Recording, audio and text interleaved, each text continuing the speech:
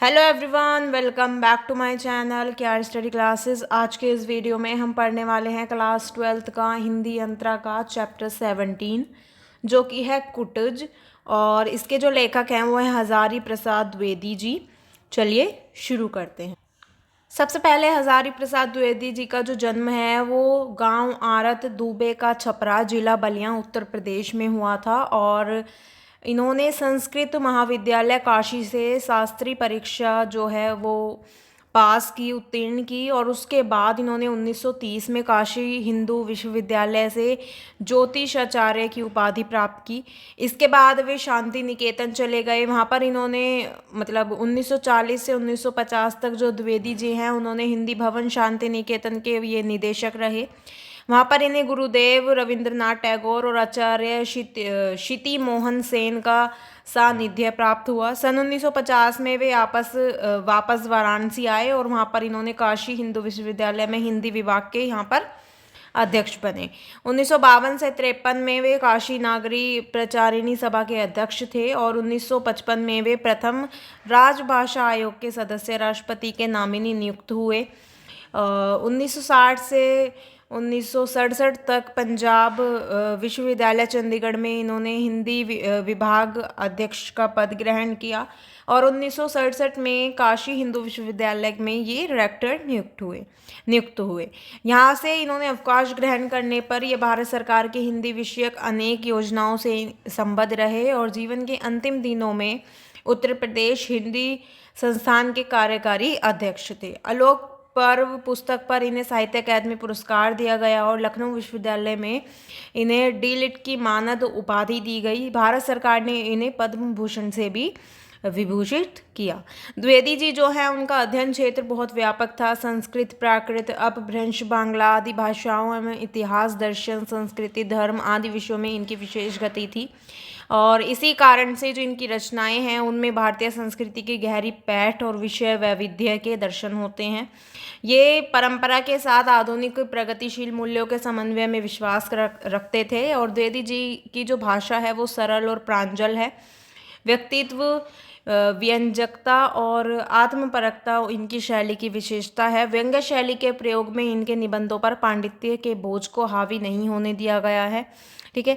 भाषा शैली की दृष्टि से इन्होंने हिंदी की गद्य शैली को एक नया रूप दिया है। और इनकी जो महत्वपूर्ण रचनाएं हैं जैसे अशोक के फूल, विचार और वितर्क, कल्पलता, कुटज, आलोक पर्व, चारु चंद्रलेख, बाण भट्ट की आत्मकथा, पुनर्वा, अनाम दास का पोथा, सूर साहित्य, कबीर, हिंदी साहित्य की भूमिका, कालिदास की लालित्य योजना, इनकी सभी जो रचनाएं हैं वो हजारी प्रसाद द्विवेदी ग्रंथावली के 11 खंड हैं उसमें संकलित है।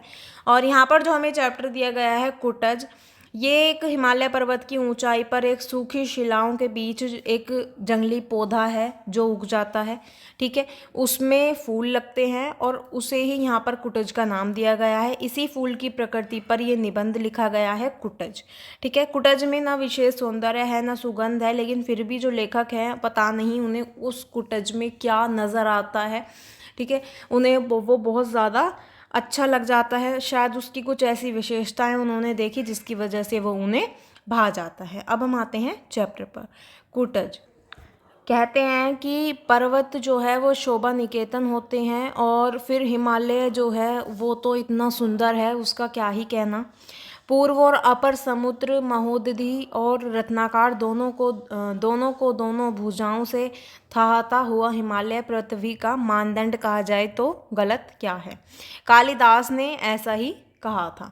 यहाँ पर जो मतलब बताया गया कि शिवालिक का क्या अर्थ है। शिवालिक जो है वो शिवालिक या शिव के जो जटाजूट का निचला हिस्सा है, क्या उसे तो शिवालिक नहीं कहा जाता।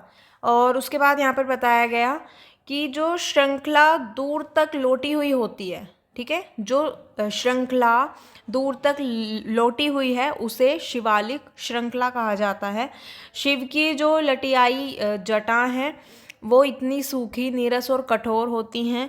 ठीक है। जैसे कि जो अलकनंदा का स्रोत है वो यहाँ से काफ़ी दूरी पर है, लेकिन जो शिव का अलक है वो दूर दूर तक छितराया ही रहता है।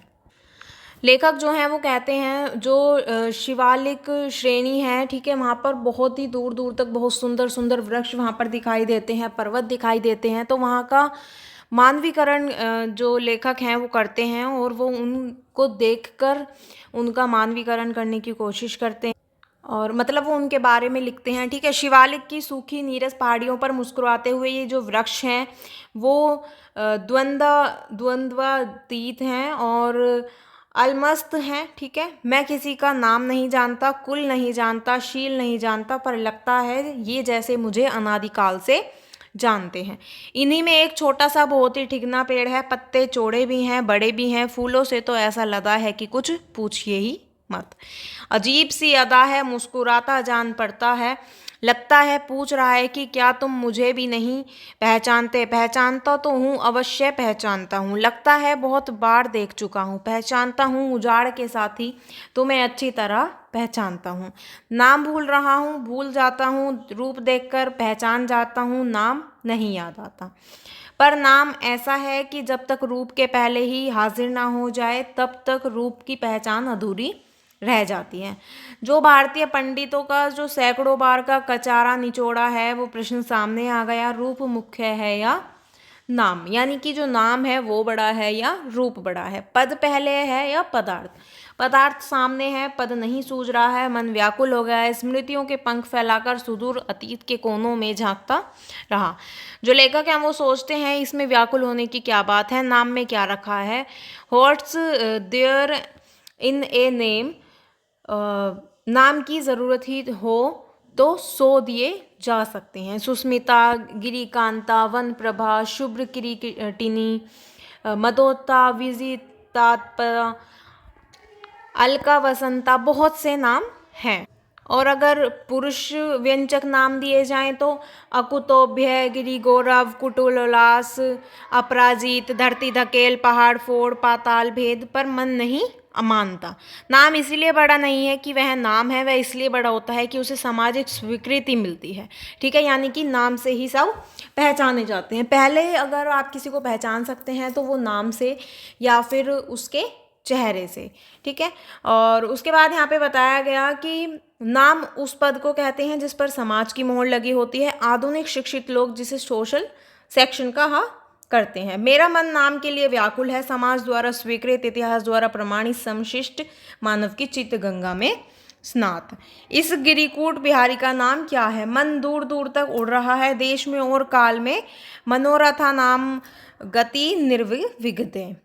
उसके बाद उन्हें याद आता है कि अरे यह तो कुटज है। संस्कृत साहित्य का बहुत परिचित किंतु कवियों द्वारा अवमानित यह छोटा सा शानदार वृक्ष है कुटज। कुटज कहा गया होगा तो कदाचित ज़्यादा अच्छा होता, यानी कि कुटुज, कुटज। तो लेखक कहते हैं कि अगर कुटुज की जगह कुटज कहा जाता तो ज़्यादा अच्छा लगता, और पर नाम इसका चाहे कुटज ही हो, विरुद्ध तो निसंदेह कुटज होगा।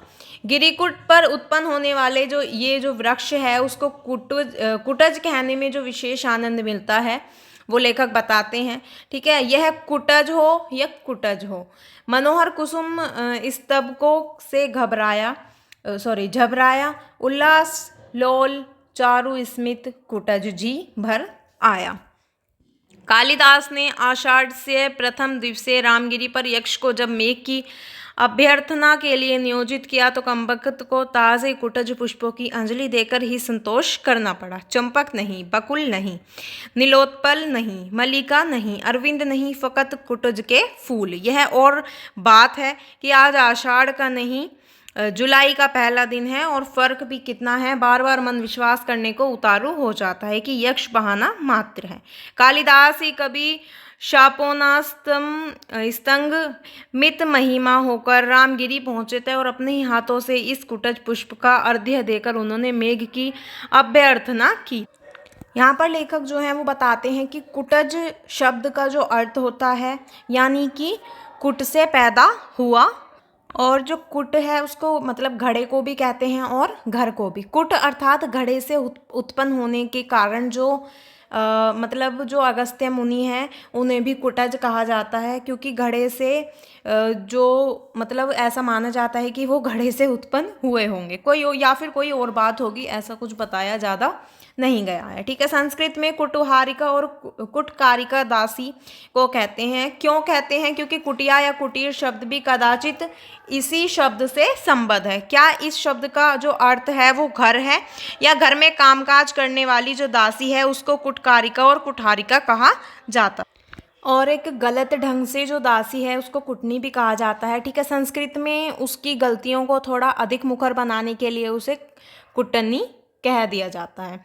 अगस्त्य मुनि जो हैं वो मतलब अगस्त्य मुनि भी नारद जी की तरह दासी के पुत्र थे क्या? घड़े में पैदा होने का तो कोई तुक नहीं है, ना मुनि कुटज के सिलसिले में, ना फूल कुटज के।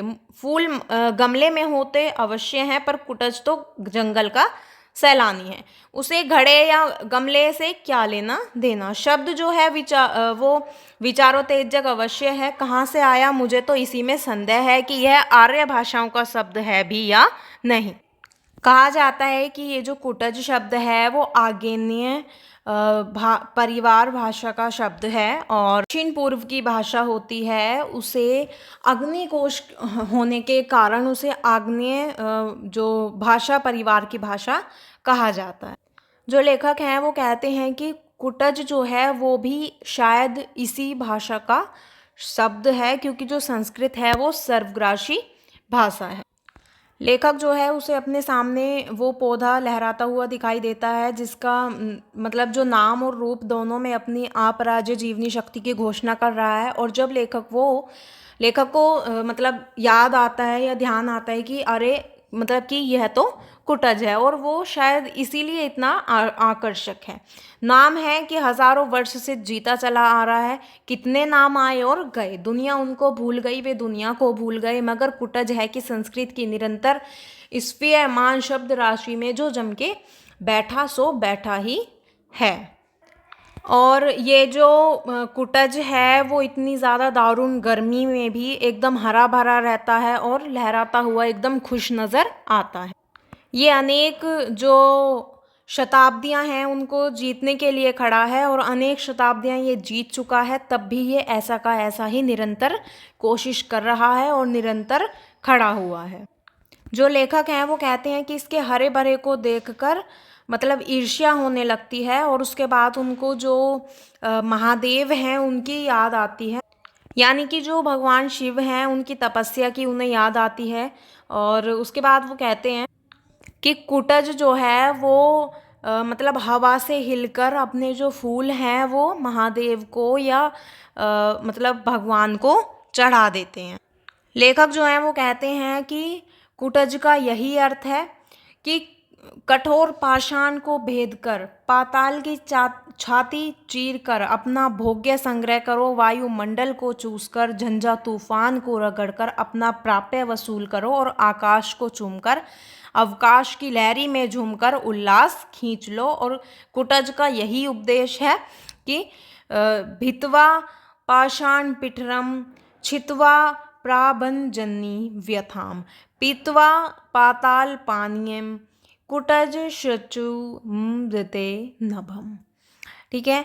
जो लेखक हैं वो कहते हैं कि दुरंत जीवन शक्ति है, कठिन उपदेश है, जीना भी एक कला है, लेकिन कला ही नहीं है, तपस्या है। जियो तो प्राण ढाल दो जिंदगी में, मन डाल दो जीवन रस में के उपकरणों में। ठीक है, लेकिन क्यों? क्या जीने के लिए? जीने ही बड़ी बात है। सारा संसार अपने मतलब के लिए जी रहा है। याज्ञवल्क्य बहुत बड़े ब्रह्मवादी ऋषि थे, और उन्होंने अपनी पत्नी को विचित्र भाव से समझाने की कोशिश की कि सब कुछ स्वार्थ है, और सब कुछ स्वार्थ के लिए है। पुत्र के लिए पुत्र प्रिय नहीं होता, पत्नी के लिए पत्नी प्रिय नहीं होती, सब अपने मतलब के लिए प्रिय होते हैं। आत्मनस्तु कामाय सर्व प्रियम भवति। विचित्र नहीं है, यह तर्क है। संसार में जहाँ कहीं प्रेम है सब मतलब के लिए है। सुना है पश्चिम के होब्स और हेल्वेशियम जैसे विचारकों ने भी ऐसी ही बात कही है, और सुन के जो है हैरानी होती है कि दुनिया में त्याग नहीं है, प्रेम नहीं है, परार्थ नहीं है, परमार्थ नहीं है केवल प्रचंड स्वार्थ। जो भीतर की जो जिजीविषा है वो जीते रहने की प्रचंड इच्छा ही अगर बड़ी बात हो तो फिर यह सारी बड़ी बड़ी बोलियां जिनके बल पर दल बनाए जाते हैं, शत्रु मृदन का अभिनय किया जाता है, देशोद्धार का नारा लगाया जाता है, साहित्य और कला की महिमा गाई जाती है, यह सब झूठ है। लेखक जो हैं वो कहते हैं कि जो कुटज है वो एकदम शान से जीता है, वो स्वार्थ से दूर है और इसीलिए वो सिर्फ अपने लिए जी रहा है।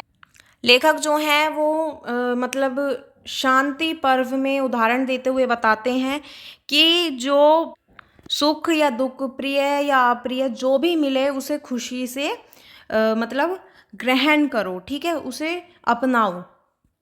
लेखक जो हैं वो कहते हैं कि कुटज को देखकर मतलब एक उन्हें जो रोमांच है वो होता है कि वो कितनी सारी परेशानियां होने के बाद भी पत्थर को चीर कर, जहाँ ना पानी है ना कोई चीज़ नहीं है, धूप भी बहुत कम जाती है, हवाएं अक्सर चलती हैं, ठीक है, वहाँ पर भी वो उस पत्थर को चीर कर चट्टान को मतलब चट्टान में से भी वो निकल के आता है और बड़ा होता है। लेखक जो हैं वो कहते हैं कि जो सुख दुख हैं वो तो जीवन के विकल्प हैं और कोई सुखी है तो कोई दुखी है, जिसका मन अपने वश में है वो सुखी है और जिसका मन अपने वश में नहीं है वो दुखी है। अपने को छिपाने के लिए जो मिथ्या है वो आडंबर रचता है, दूसरों को फंसाने के लिए जाल बिछाता है। कुटज जो है वो इन सब मिथ्याचारों से मुक्त है, वह वशी है, वह वैरागी है, यानी कि वो इन सब झंझटों में नहीं पड़ता है और वह राजा जनक की तरह इन सब जो चीज़ें हैं उनको भोग कर भी वो इन सब चीज़ों से दूर है। जो जनक हैं, जनक की भांति वह घोषणा करता है कि मैं स्वार्थ के लिए अपने मन को सदा दूसरे के मन में घुसाता नहीं फिरता, इसलिए मैं मन को जीत सका हूँ, उसे वश में कर सका हूँ। जो कुटज है वो अपने मन पर सवारी करता है और वो अपने मन के अनुसार ही चलता है। जो कुटज है, लेखक जो हैं वो कुटज को अपना मनस्वी मित्र बताते हैं और कहते हैं कि तुम धन्य हो, यानी कि कुटज जो है उसे देखकर उन्हें बहुत ज़्यादा अच्छा लगा और कि वो इतनी सारी परेशानियां होने के बाद भी वो निरंतर वहाँ पर डटकर उन परेशानियों का सामना कर रहा है और अपना मतलब फिर भी आगे बढ़ रहा है। यहाँ पर जो हमारा चैप्टर है वो कंप्लीट होता है। अगर आपको समझ आया हो, वीडियो अच्छी लगी तो वीडियो को लाइक कमेंट शेयर ज़रूर करें और मेरे चैनल को सब्सक्राइब करें। Thank you.